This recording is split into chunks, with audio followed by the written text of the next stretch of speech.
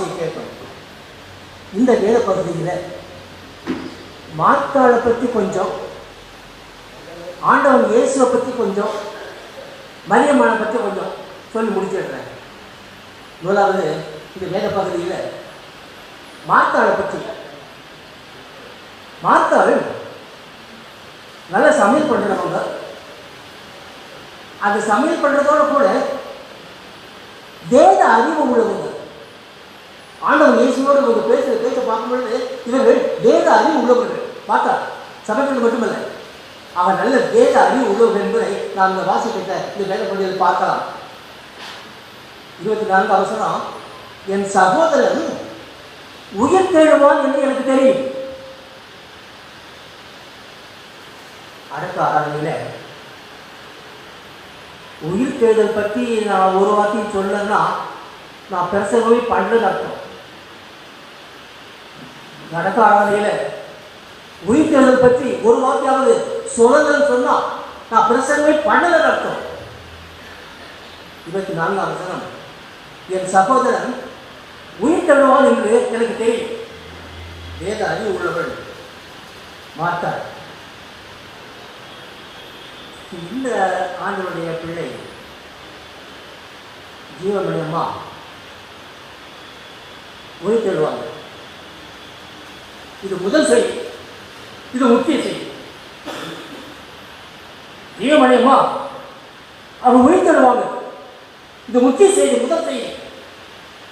இந்த ஒரு செய்தி தான் கிறிஸ்தவர்களாகிய நம்முடைய உள்ளத்திற்கு ஒரு ஆளுநர் கொடுக்கக்கூடிய கர்த்தருக்குள் மதிக்கிறவர்கள் பாக்கியவான்கள் இங்கே எழுது. அதனுடைய அதிகாரம் அங்கேயும் பேசினார்கள். என்ன எது அது? எப்படி கர்த்தருக்குள் மதிக்கிறது? எப்படி கர்த்தருக்குள் மதிக்கிறது அப்படின்னா எப்படி? ஒரு கடவுளுடைய பிள்ளை கர்த்தரோடையே நடந்து போயிட்டு இருக்கும் பொழுது இறந்து போறாங்கன்னா கர்த்தருக்குள் மதிக்கிறது. பிசாசோடையே போய் கொண்டிருந்து அவங்க மதிக்காங்க, பிசாசுக்குள் மதிக்கிறது.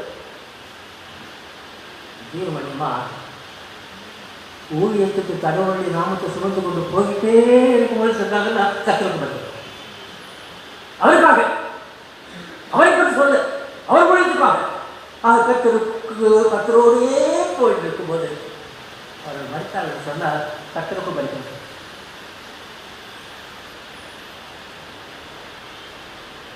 கர்த்தர் இது ஒரு பணி ஆளாக ஒரு குரூப்பாக சேர்ந்து ஊழியத்துக்கு போகிற அழகே அழகு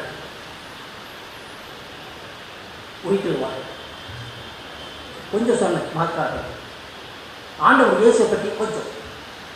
25ஆம் 26ஆம் வசனத்தில் நானே உயிர்த்தெழுதலும் ஜீவனுமாய் இருக்கிறேன், என்னில் விசுவாசமாய் இருக்கிறவன் மரித்தாலும் பிழைப்பான். என்னில் விசுவாசமாக இருக்கிறவன் மரித்தாலும் பிழைப்பான். இன்னைக்கு ராத்திரியில் கொஞ்சம் ரெஸ்ட் எடுத்து இந்த பிரசங்க ஆய்வு பண்ணது தம்பி ஜான் அவங்க வீட்டில் ஜெம்சனையாவுடைய மகன் ஜான் அவங்க வீட்டில் தான் நான் கொஞ்சம் பிரச்சனை. அதை முடிச்சுட்டு உட்காந்து சொன்ன தம்பி நான் இங்கேயே இருந்தது தேவை போல் இருக்குது, நல்ல தேர்வு நல்ல புக்ஸ்லாம் இருக்குது, நிறையா பேராக இருக்கிறீங்க, நான் இங்கேயே இருந்துடுறேன்னு சொன்னேன். அப்படி நான் பிரசங்கம் ஆயத்தம் பண்ணுறப்போ அவங்க வச்சிருந்த புஸ்தகத்தில் ஒன்று இருப்பேன்.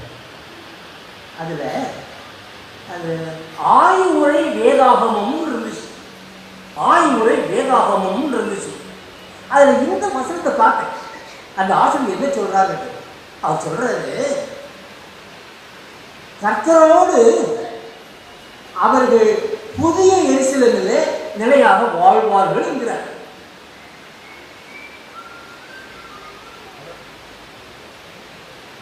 மரித்தாலும் பிழைப்பான், மரித்தாலும் பிழைப்பான். என்ன புரியுது? அவன் மரித்தாலும் பிழைப்பான். அவன் இங்கே மரித்தால் அங்கே பிழைப்பான். அதான் இந்த ஆசிரியர் சொல்ற கருத்து. ஆக அவர்கள் அங்கே பிழைப்பார்கள், இங்கே மரிக்கிறான். இங்கே உலகத்திலே செத்து மறு உலகத்தில் பிழைப்பது.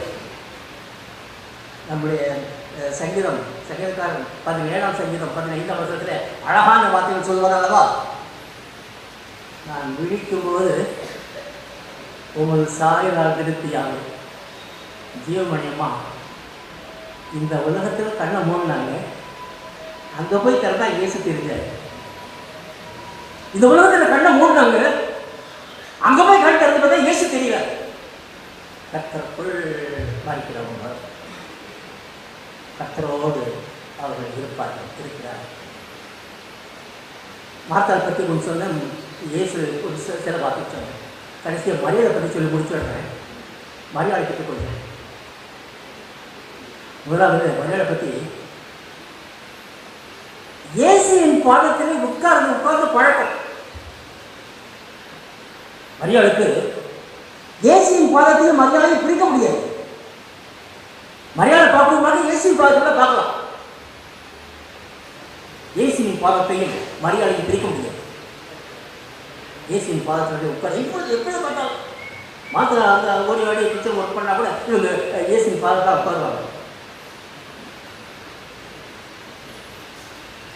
மாத்திர கூப்பிடுறாங்க, போதவர் கூப்பிடுறாங்க, மரியா ஓடலாம், ஓடி போய் எங்கே உட்காருலாம், பாதத்தடையில், இயேசுவின் பாதத்தடையில்.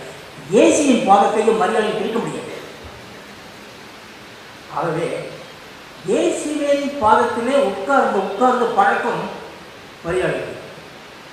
ஜீவமொழி அம்மாளுக்கும் அதே பழக்கம் தானும். இவங்க அவங்களுடைய மகன் ஆங்கிள் எனக்கு கன்னட பாளையத்தில் இருந்தாங்க. அப்பப்போ வருவாங்க. அப்போ அவங்க பிள்ளை தெரிஞ்சுக்கிட்டது, இயேசுவின் பாதத்திலே உட்கார தெரிஞ்சவங்க ஜெபம் செய்யறதில்லை. நான் இங்கே கேள்விப்படுறேன். இங்கே எல்லாரும் பரவாயில்ல வீட்டில் உட்காந்து 2 பேரும் கழகம் மனைவியும் வேதத்தையே படிச்சுட்டு இருப்பாங்க. ஆகவே ஆண்டவர் பாதத்தில் உட்கார தெரிந்தவர்கள் இங்கெல்லாம் இந்த உலகத்தில் உட்காரணும், எங்களுக்கு உட்காரணும், தினந்தரம் உட்காந்துருக்காங்க. இங்கே போகிறேன் அங்கே பிரியாமல் அப்படியே உட்காந்துருக்காங்க. அவன் நிரந்தரமாக இயேசுவின் பாதத்திலே உட்கார போயிருக்கிற இந்த ஆண்டுடைய பிள்ளை பற்றி நாம் கடிதம் தேவையில்லை.